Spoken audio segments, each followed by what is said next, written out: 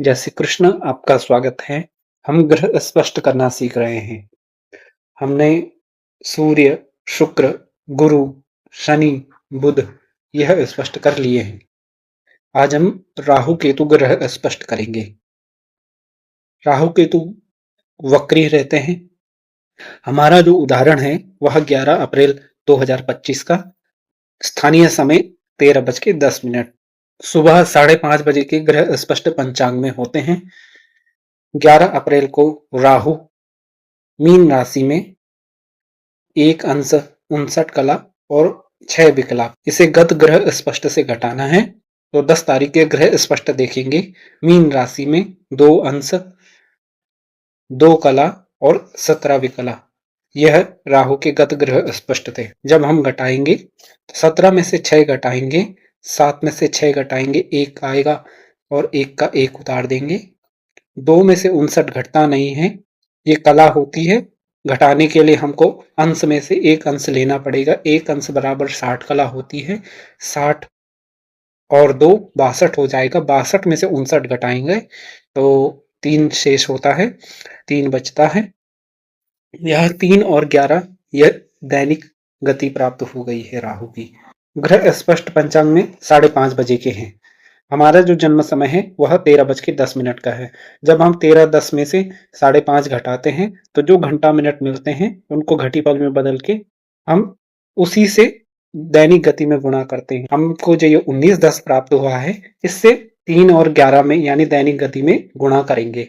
19 का गुणा 3 में करेंगे, 19 का गुणा 11 में करेंगे, 10 का गुणा 3 में करेंगे, 10 का गुणा 11 में करेंगे।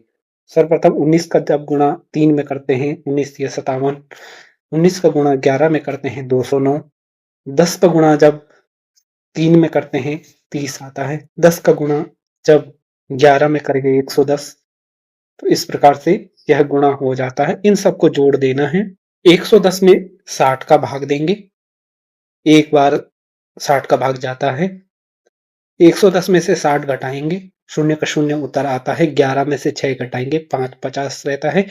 यह 50 60 के आधे से बहुत अधिक है, अर्थात हमें भागफल में 1 की जगह 2 करना होगा।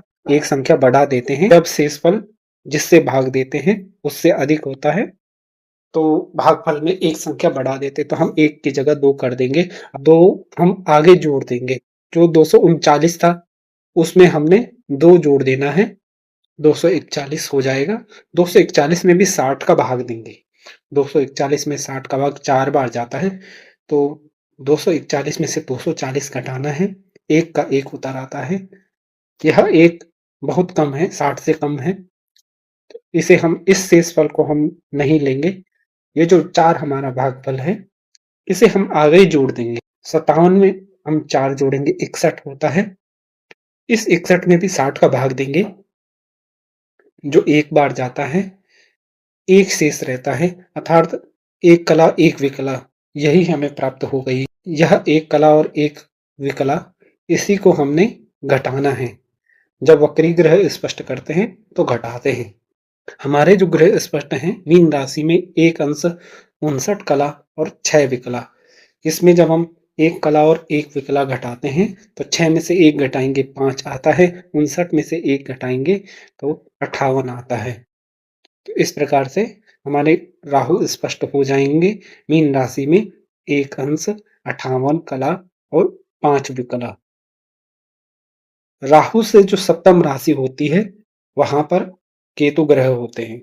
यदि राहु मीन राशि में है तो केतु कन्या राशि में होंगे। जो राहु की अंश कला विकला होती है वही केतु की भी अंश कला विकला होगी।